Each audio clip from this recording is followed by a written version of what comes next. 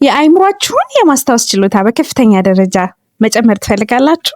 ሰላም ጤና ይስጥልኝ ውድ የቻናሌ ቤተሰቦች እንደምን አላችሁ? እኔ በጣም ደህና ነኝ፣ እግዚአብሔር ይመስገን።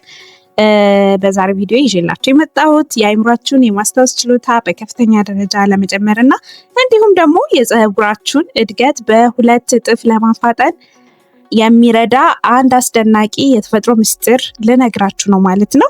ያው ይህ የብዙዎቻችን ቤት ውስጥ የምንጠቀመው የስጋ መጥበሻ ወይም ደግሞ ሮዝሜሪ ኦይል የምንለው ማለት ነው ወይም በመባል የሚታወቀው የሮዝሜሪ ተክል ነው። ነገር ግን ይህ ተራ ቅጠል አይደለም። ከጀርባው አስገራሚ የሆኑ የሳይንስ ጥናቶች አሉት። ዛሬ በሳይንሱ የተረጋገጡ የሮዝሜሪ ዘይት ጥቅሞችንና ትክክለኛ አጠቃቀሞችን እናያለን ማለት ነው። እስከ መጨረሻው ድረስ አብራችን ቆዩ። እንዲሁም ደግሞ ለቻናሉ አዲስ የሆናችሁ ሰዎች ቻናሉን ሰብስክራይብ አድርጉ። ተመሳሳይ የጤና መረጃ እንዲደርሳችሁ ቪዲዮን ከወደዳችሁት ደግሞ ላይክ ማድረግ እንዳትረሱ ማለት ነው። እንግዲህ ምን ልላችሁ ነው ዛሬ እንዴት ነው ሮዝመሪ ዘይት ለማስታወስ ችሎታ የሚጠቅመው፣ እንዴት ነው ሚሞሪ ቡስት የሚያደርገው ስንል ምንን እናያለን። በመጀመሪያ የሮዝመሪ ዘይት ለአእምሮ ስራ ያለውን ጥቅም ነው የምናየው ማለት ነው። በጥናት እንደተረጋገጠው የሮዝመሪ ዘይት ሽታ ብቻ የማስታወስ ችሎታን እስከ 75% ሊጨምር ይችላል። ይህ በሳይንስ የተረጋገጠ ነው ማለት ነው። ይህ እንዴት ሊሆን ይችላል ብላችሁ መጠየቃችሁ አይቀርም። ይህ የሚሆነው በሮዝሜሪ ዘይት ውስጥ 1.8 ሲኖሌ የተባለ ንቁ ንጥረ ነገር ይገኛል ማለት ነው። ይህ ንጥረ ነገር በአፍንጫችን በኩል ወደ ደም ስር በመግባት በአእምሯችን ውስጥ ያለውን እና ለመማር እንዲሁም ደግሞ ለማስታወስ የሚረዳውን አሴታይልኮሊን የተባለውን የነርቭ አስተላላፊ ኬሚካል እንዳይሰበር ይከላከልልናል ማለት ነው። ስለዚህ እጅግ በጣም ወሳኝ ነው ለማስታወስ ችሎታ። እንዴት እንጠቀምበት? ሳይንሳዊ መንገድ እንዴት ነው ስንል ዲፊውዘር መጠቀም ያስፈልጋል። በምታጠኑበት ወይም ደግሞ በምትታጠኑበት ወይም በምትሰሩበት ክፍል ውስጥ ከ3 እስከ 4 ጠብታ የሮዝሜሪ ዘይት ማሰራጫ ወይም ደግሞ ዲፊውዘር ውስጥ መጨመር ያስፈልጋል ማለት ነው። ሽታው በደንብ እንዲጎላ ማለት ነው። ያው በቀጥታ ማሽተት ደግሞ ሌላኛው መንገድ ነው ማለት ነው። ትኩረት ማድረግ ሲያቅታችሁ ዘይቱን በቀጥታ ለጥቂት ሰከንዶች በጥልቀት መተንፈስ ያስፈልጋል ማለት ነው። መታፈን ሳይሆን መሳብ፣ መተንፈስ ያስፈልጋል ማለት ነው። ስለዚህ በእነዚህ 2 መንገዶች መጠቀም እንችላለን ማለት ነው። ሌላውና ሁለተኛው ክፍል ምንድነው? ፀጉራችንን እንዴት ያሳድጋል፣ እንዴት ለፀጉር እድገት ይጠቅማል ነው የሚለው ጥያቄ። ምንድነው አስደናቂ ጥቅሙ? የራስ ቅል የደም ዝውውርን ወይም ደግሞ ፀጉር ያሳድግልናል የምንለው ጥቅም አስደናቂው ጥቅም ነው። ያው በ2015 የተደረገ ትልቅ ሳይንሳዊ ጥናት እንደሚያሳየው የሮዝሜሪ ዘይት በዓለም ታዋቂ ከሆነው ሚኖክሲዲል ከተባለው የፀጉር ማሳደጊያ መድኃኒት ጋር እኩል የፀጉር መርገፍን የመከላከል እና አዲስ ፀጉር የማብቀል አቅም አለው።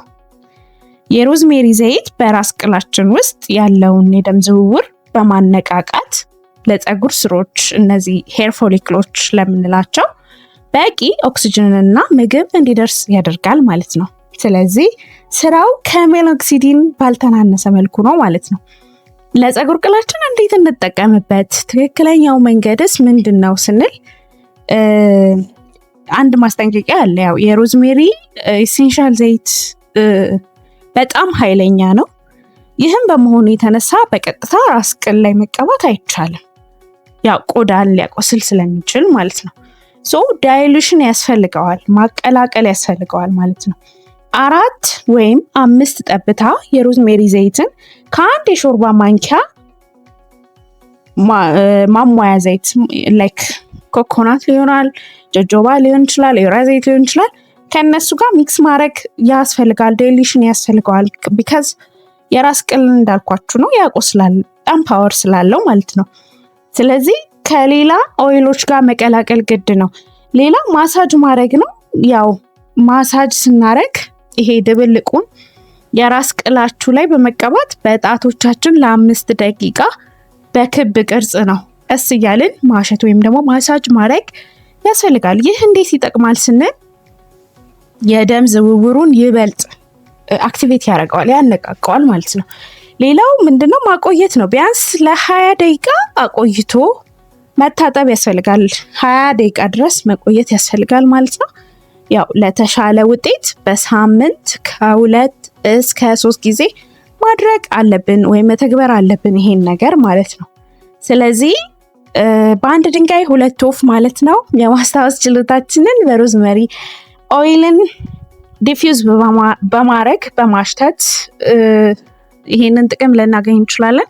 ሌላው ደግሞ 3-4 ማንኪያ ከሌላ ወይራ ዘይት ጋር በመቀላቀል ፀጉራችን ላይ ከ2 እስከ 3 ጊዜ ማሳጅ በማድረግ በሳምንት ውስጥ ማለት ነው 2 አይነት ጥቅሞችን እናገኛለን። ፀጉራችንን እናሳድጋለን። ኢንዳይሬክትሊ ደግሞ በማሽተት ደግሞ ሌላ የምናገኘው ጥቅም አለ። ወይም ደግሞ ከላይ የገለጽኩላችሁን የማስታወስ ችሎታን እናዳብራለን ማለት ነው። ስለዚህ እንዲህ ተፈጥሮ የሰጠችንን ድንቅ ዘይት ተጠቅመን ሁለቱንም ጥቅሞች በአንድ ላይ ማግኘት እንችላለን ማለት ነው። ማታ ፀጉራችንን ስናሽ ደግሞ የማስታወስ ችሎታችን አብሮ እየተነቃቃ ነው ማለት ነው የሚሄደው። ስለዚህ እናንተስ ምን ትላላችሁ? እንግዲህ የሮዝመሪ ዘይትን ከዚህ በፊት ሞክራችሁ ታውቃላችሁ? እንዲሁም ደግሞ እስቲ ያገኛችሁትን ውጤት ከታች ኮሜንት ላይ አጋሩኝ፣ ከተጠቀማችሁ ማለት ነው። እርግጠኛ ነኝ ተጠቅማችሁ ይሆናል። አጠቃቀማችሁ ግን ትክክል ነው አይደለም፣ ለምን ይጠቅማል የሚለውን በደንብ ማወቅ አለባችሁ ማለት ነው። እንግዲህ ቪዲዮ ጠቃሚ ሆኖ ካገኛችሁት ላይክ ማድረጋችሁን እና ለጓደኞቻችሁ ደግሞ ሼር ማድረጋችሁን እንዳትረሱ። አዳዲስ ሳይንሳዊ መረጃዎችን እንዲደርሷችሁ ቻናሉን ደግሞ ሰብስክራይብ አድርጉ። የደውል ምልክቱን ተጫኑ ማለት ነው። በሚቀጥለው ቪዲዮ እስከምንገናኝ ድረስ ጤናችሁን ጠብቁ። ቻው።